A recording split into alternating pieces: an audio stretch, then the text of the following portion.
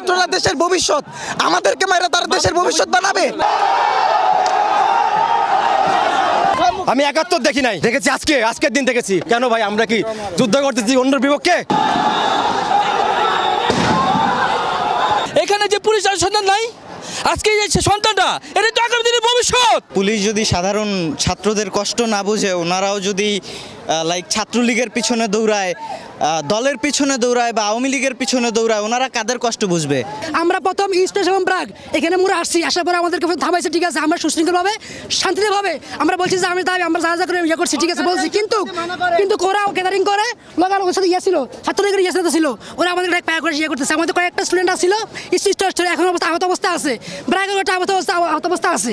এই যে আমরা যে শিক্ষার্থীরা সুষ্ঠু আন্দোলন করছিলাম, এখন যে কিছু ছাত্রলীগের যে সন্ত্রাস আমাদের শিক্ষার্থীদের উপর হামলা করলো, এই জায়গায় পুলিশের কর্তব্য ছিল যে ছাত্রলীগের ছেলেদের ধরার। আমাদের তো কোনো দোষ ছিল না, আমাদেরকে অমানবিকভাবে রাবার বুলেট ছোড়া হয়েছে, টিয়ার শেল নিক্ষেপ করা হয়েছে। আমি ফ্রন্টে ছিলাম, আমার গায়ে দুইটা টিয়ার, মানে আমার সামনে দুইটা টিয়ার শেল পড়ছে ভাই।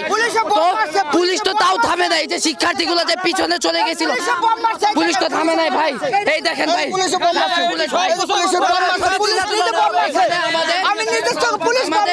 অগুণক ভাই, অনেক শিক্ষার্থী আহত, ফরাজি হসপিটাল, সামনের অনেক হসপিটালে আমাদের শিক্ষার্থীরা ভর্তি আছে ভাই।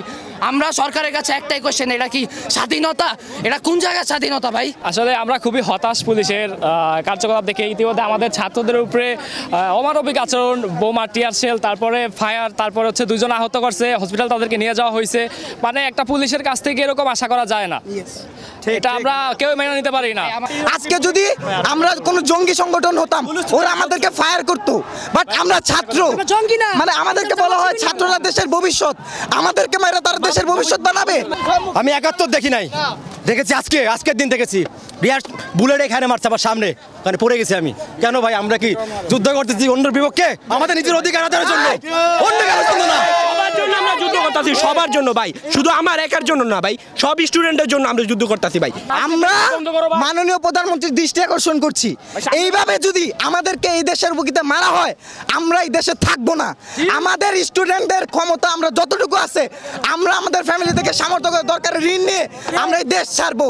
এই দেশে কোনো ভবিষ্যৎ নাই। আজকে এই ছাত্ররা কার সন্তান? আজকে আপনার সন্তান, আমার সন্তান। এখানে যে পুলিশ সন্তান নাই, আজকে যে সন্তানটা এটা তো আগামী দিনের ভবিষ্যৎ। এরাই তো আজকে আগামী দেশে দেশ স্বাধীন করবো। এরাই তো ছাত্র, এরাই তো শিক্ষক হবে, এরাই তো সাংবাদিক হবে, এরাই তো পুলিশ হবে, এরাই তো ডাক্তার হবে, এরাই তো বিচারক হবে, এরাই তো দেশ চালাবে, এরাই তো আগামী দিনের ভবিষ্যৎ।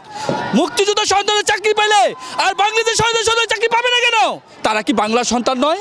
তারা কি বাংলার নাগরিক নয়? তারা কি বাংলাদেশের সন্তান নয়?